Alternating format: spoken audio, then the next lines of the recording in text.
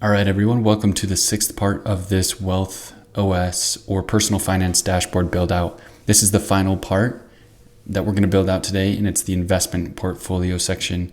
So let's go ahead, and as we've done with the last couple tabs, we're going to duplicate this tab to get started. We're going to rename it, and we're going to name it to investment portfolio. And inside, we're going to get started with the account, and holding is going to go in the first column. So what we're going to do is we're going to change this to whatever our accounts are. It could be your 401k, your IRA, a brokerage account, a taxable brokerage account, whatever. It could be crypto. So for this example, let's do an IRA, and let's also do a 401k. So these would be our accounts, and then within our accounts, we're gonna have some holdings, but we're gonna wait on that for just a second. We're gonna unfreeze this second column, just freeze the first column, and then we're gonna change this to quantity. We're gonna change this to price. I'm gonna insert two new columns, and I'm gonna do cost per share, and then I'm going to do cost basis. We need a few more columns. I'm going to insert some more columns. We need day. I like to see the day change, so I add day change, and then I'm going to do market value, gain and loss overall. This is important, and I like to see it. And then this is as a dollar amount. The last section is going to be the same thing, but as a percentage. To keep things clean, what I'm going to do is I'm just going to make sure that the formatting is correct. You can see it's a little bit different. That's due to borders around some of the cells. So I'm going to fix that. Let's get rid of this content from the last tab. Let's add in another short section that will be our totals. So we're going to add in another section here, and this will be total. Under it will be all positions. Let's say in our 401k, we invest in, you can do whatever you want. Let's say, I'm going to try to name some off the top of my head. So let's do like SPY. And then in your IRA, let's say you want to hold individual stocks. So you're going to do Visa. What's another one? Let's do, I'm trying to think of another company. Amazon.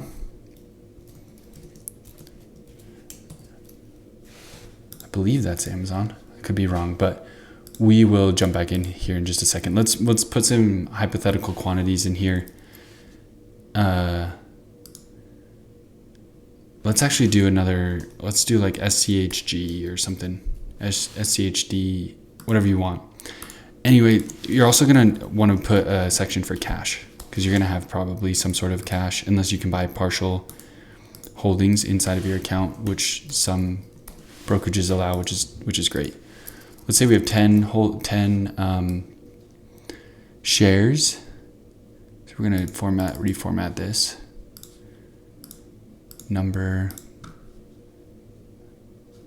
And this one, you do want to have decimal places, because if you do, buying back with dividends, things like that, you're going to have partial shares. Let's say we got 20. Let's say we have $25.95. And then SPY, let's say we have 200. Cash, we have 100. And then we're going to add the sum of our positions.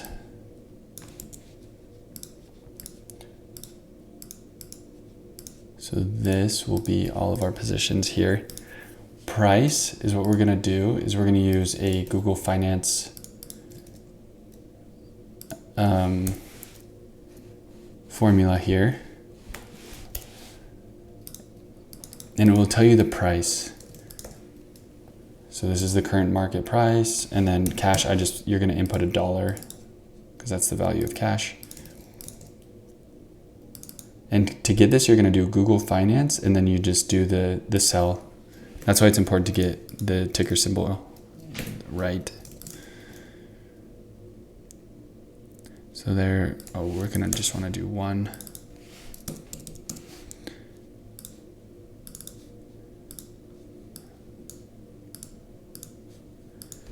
Okay, just some formatting. And then under cost per share, this is what you're going to pull from your brokerage or your 401k, IRA, wherever you're holding these holdings. You're going to want to get your cost per share. So let's say for Visa here, we have $300 is our cost per share, and then $31.20,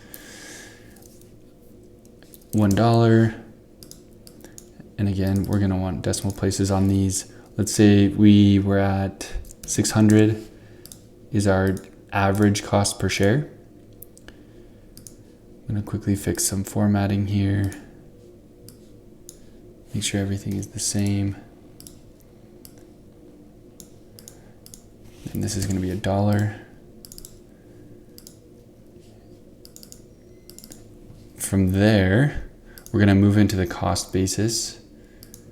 Our cost basis is going to be our number of holdings, multiply that by the cost per share, what you paid. So that's how much we paid total. That's our cost basis. So we paid 120 grand. And we're going to do a sum, how much we paid. And then we're going to do our cost basis divided by our shares gives us our average cost per share across all of our holdings. Then on day change, we're going to use a Google Finance formula as well. And we're going to go quickly adjust this. So this is going to be C5 because we want it to correlate with the right position. And here we have how much it changed in the market that day. So today, Visa went down $32.30. SCHG went up, or that's how much we made, excuse me. So we would have made $2 today on SCHG on our 20 holdings, 20 positions, or a quantity of 20 in our position. Let's move this down. Same thing. And then we want to add up how much money we made, or the value increase we had that day. What we're going to want to do here, what I like to do is do some conditional formatting. So we're going to conditional format it if it's greater than 0.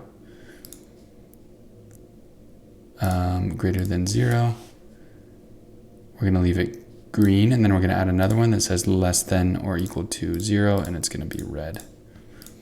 So we know quickly how much each position went up by or down by.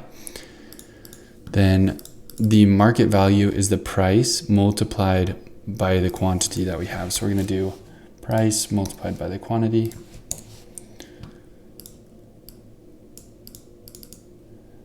And then we're going to add our decimal places.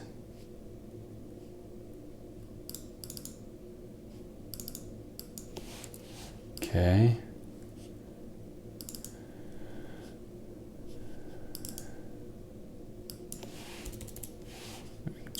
I'm going to do it the other way around just to keep it clean. That's better. Okay. Perfect. So that's our market value. And then from here, we're going to do the market value minus our cost basis. So this is our market value. I'm going to subtract our cost basis. This gives us how much we've made overall. And we're going to do the same thing. I'm going to do the conditional formatting here. Format, conditional formatting. If it's greater than 0, I'm going to make it green. And if it's less than or equal to 0, it's going to be red. Perfect. And we're going to sum those quantities up. So overall, that's how much our portfolio has increased over time. And then as a percentage, I like to use the ticker symbol again. And this gives us, if it's up or down, overall. Now all these positions, obviously in this example, they're all up, which is why we have the little ticker, green ticker symbol up. If you want this ticker symbol, go ahead and just download the template in the description, pull that into your sheet. Otherwise, you can just pull the sheet and start updating it yourself with using the template. So this is what I like to do to help me quickly track. I don't have too many charts here on this example. In another video, I'll go through something more in depth when it comes to your portfolio, getting everything pulled in from Google Finance if that's something you're interested in. Now, obviously in the net worth section, we have our holdings. And as what you can do is you can obviously come in here and say in your 401k, we want to do a sum. This makes it just a little bit easier of a way to track without needing to manually update these numbers. Now at the end of the month, you're going to want to come in and hard code these in here. Otherwise, they'll just continue to update. So we've updated our 401k and our IRA in our net worth tracking. In the last section, we're going to quickly update the projected retirement age balance and our portfolio value. Now our portfolio value, you can just add that up, whether it be in net worth or debt management. What I typically do is I do the net worth, because if you remember, we added up here under our investments, we have a total here, it's hidden, but it's the sum. So what we can do is just hit an equals net worth, and then we want the right month. So we want January, we want it to correlate to January correctly. So this is the value of our portfolio for this month. And the idea is you want to potentially increase it monthly. You can set a goal here if you'd like as part of your benchmarks, and it would obviously turn red or green depending on your benchmark. Now the projected retirement balance, let's go ahead and work on this one really quick. This one uses a little bit more of a intense formula, if you will. We're going to use the future value formula. So you do equals FV. The first section here is the rate. So this is an assumption. This isn't something set in stone. So if you want to assume you're going to make 8% per year, you're going to want to do 0.08 divided by 12 for 12 months. If you do 10%, it's 0.1, 12%, 0.12, whatever you want to assume that you would make in the market, or whatever your investment could return, that's what you're going to want to put here in the rate and divide it by 12 for the months. The next section is the number of periods. Now it's a little bit difficult to see, but let's see. Let's pull that back in. On the number of periods, this is where you're going to put in your age until retirement, or the years until you have until retirement, and you're multiplying it by 12 for months.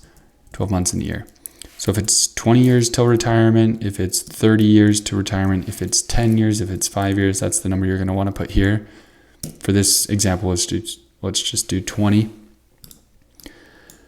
The next section is the payment amount. In other words, this is our contribution that we're going to make to our investment accounts. So we're going to take a negative sum of our savings and investments section for the month. So all of our contributions. So we want D9 to D12. If we make any sort of contribution into our investment accounts, that's going to be added here. And then the last section is we're taking our present value, which if you remember, we just pulled that in here of our portfolio, current portfolio value. So that's the number there. And that's going to give us back our portfolio value at the age of our retirement. And again, if we put in 5 here, whatever age you want, you can assume a different age at retirement. Let's say you want to retire when you're 50 rather than 65, or let's say you want to retire a little bit early at 60 or 40, whatever your number is, you can put the number of years until that time here and it will adjust. So right here, we're just short of our $2 million goal at the current pace we're at with our current portfolio value and the current amount of contributions we've made to our portfolio. But let's say we put in 2,500 here and we come back, that would greatly adjust our projected retirement age balance because of our contribution rate. So we want to make sure we're always contributing, as much as possible, setting realistic goals, but goals that are good enough to get us to where we want to be in the future. So in this case, this would be red. And that, my friends, is how you update the WealthOS dashboard. All tabs are working properly. When it comes to updating this on a monthly basis, you're just going to go into each tab and add a new column and then pull everything over. So all the formulas will work. You pull everything over, make sure you update some of the formulas so that they're pulling in the correct things. Like this one, you would just change the dates. Pretty simple. I recommend just doing a quick QA on all the cells here in your template. It's really nice actually to go through it on a monthly basis and make sure everything is clean. It just keeps your finances a little bit cleaner, helps you keep an eye on everything, make sure everything is working properly, and also keeps you a lot more hyper-focused on your goals and your benchmarks. And the last thing I want to mention as a quick bonus, what I like to do is I like to sometimes implement this into AI. So what I do is I pull screenshots of this, put it into AI, ask it questions, helps me, analyze weaknesses, what I can improve, where I should focus, decisions I could potentially make to improve some of my KPIs. I love to use AI to get ideas. Now, I don't take everything that AI gives me, and run with it, but I do really like the insights and ideas that I get from it. So I've used Gemini, gems inside of Gemini. I've used ChatGPT projects, things like that. And I think they're both great in their different ways, but it's really insightful to do that. And I'd highly recommend it. So if you have any questions on updating, anything you'd like to see differently, any suggestions that you may have to make this better or improved, I'd love to hear them in the comments. Otherwise, that's going to wrap it up for this playlist and the WealthOS dashboard build out. All I ask is that if you've gotten this far, and hopefully you've enjoyed it. Hopefully this is something that will help you long into the future, hit your goals and set you up for a healthier financial future. And I'd appreciate it if you hit the like button, subscribe if you don't mind, and I'll see you on the next one.